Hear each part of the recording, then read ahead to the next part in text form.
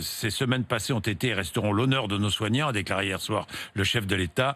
Les mots du président ont apporté une pointe de soulagement ou pas chez les soignants? Reportage Nicolas Traîneau et Benjamin Pelsi à l'hôpital Saint-Antoine à Paris.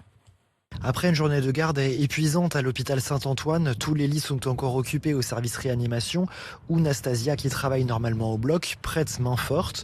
Le président a bien fait de prolonger le confinement jusqu'au 11 mai pour cette aide soignante. Ça a l'air de fonctionner, donc il faut continuer. Ouais. Pour l'instant, l'hôpital il tourne à plein régime. On a des aides des externes. Et puis tant qu'il faut, il faut mettre en place tout ce qu'il faut pour éviter justement cette deuxième vague, en sachant que le personnel va être très fatigué. Par contre, je m'attendais à des mesures un peu plus strictes au niveau du confinement. Julie, une jeune collègue infirmière en réanimation, est tout de même déçue que le président n'ait pas serré la vis. À 19h, je me rends compte que tout le monde est en train de courir en même temps et les rues ressemblent plus à un été et des vacances qu'à un confinement. Malheureusement, c'est triste, mais ces gens-là, ils vont sûrement se retrouver chez nous et on n'a pas envie de ça. Ça ne concerne pas nos grands-parents, là, c'est vraiment nos parents, nos proches, quoi. La moyenne d'âge dans le service, ça va de 30 ans à 50 ans. C'est relativement jeune comme population.